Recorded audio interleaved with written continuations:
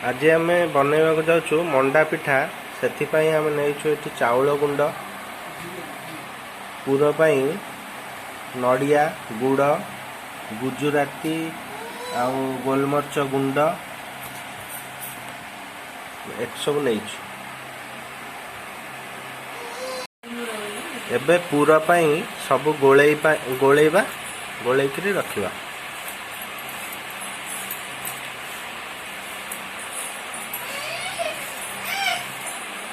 आपण मैंने मो चैनल को जब देखुंट तेरे लाइक शेयर एवं सब्सक्राइब करने को केवे भूलिए नहीं।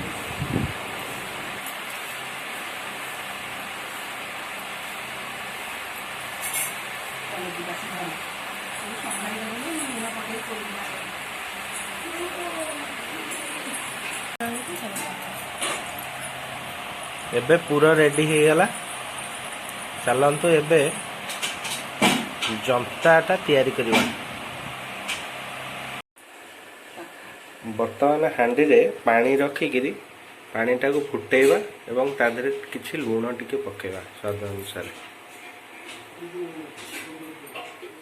यही फुटा पानी रे दुईटी तेजपत्र आम पकेवा।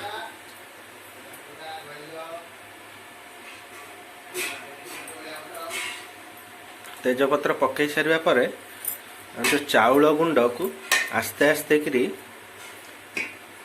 ये पानी रे पकेवा जमती बिंडा न हो सेमती आस्ते आस्ते घांटुथिबा।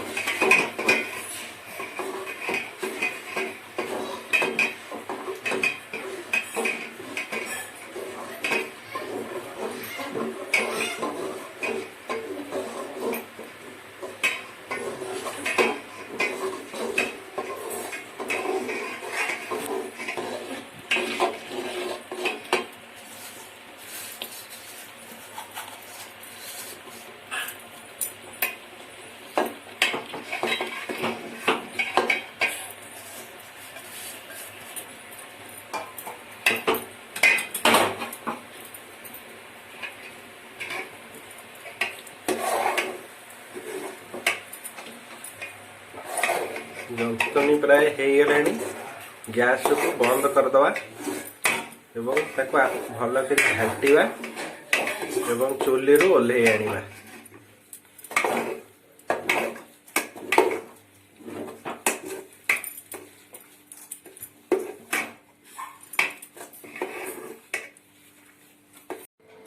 यही जंतनी को गोटे पात्र रे काढ़ी दवा एवं काढ़ी सारिबा परे ताकू गोल गोल करने भली छोट छोट गुला भली तैयारी करवा एवं यहाँ परे आकु चकटिकी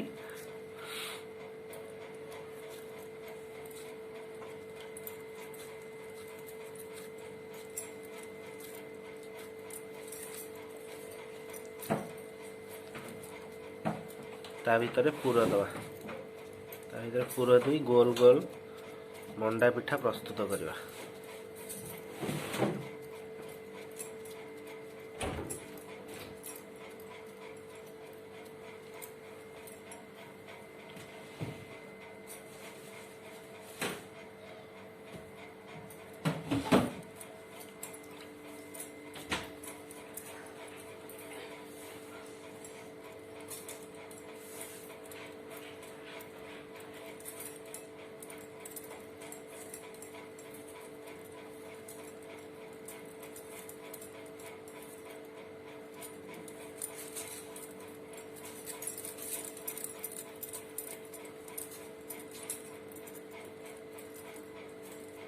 ये गोल गोल तैयारी करवा।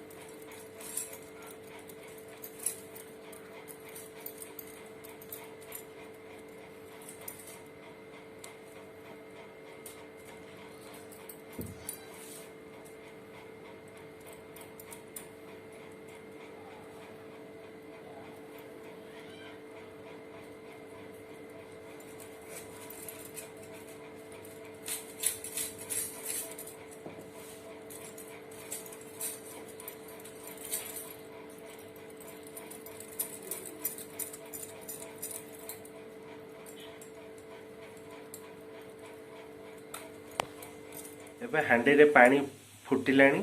ଏହା ମୁହଁରେ ଗୋଟେ କନା ବାନ୍ଧିକି ତା ଉପରେ ଗୋଟେ ଗୋଟେ ପିଠା ରଖିବା ଏବଂ ସିଝିବାକୁ 10 ମିନିଟ୍ ଛାଡ଼ିଦେବା।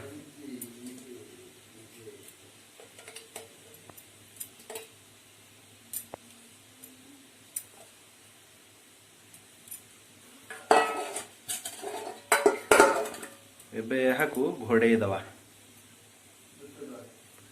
10 ମିନିଟ୍ ପାଇଁ ଏଇଭଳି ଛାଡ଼ିଦେବା। ବର୍ତ୍ତମାନ ପିଠା ହେଇ ଆସିଲାଣି। ଏଥରକ କାଢ଼ିଦେବା ଏବଂ ଗରମ ଗରମ ଖାଇଲେ ବି ଖାଇବା।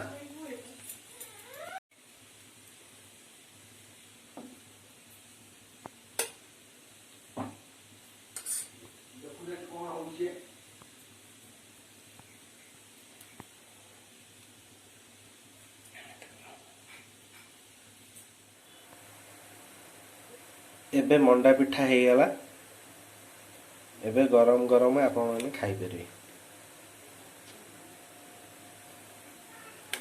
Thank you.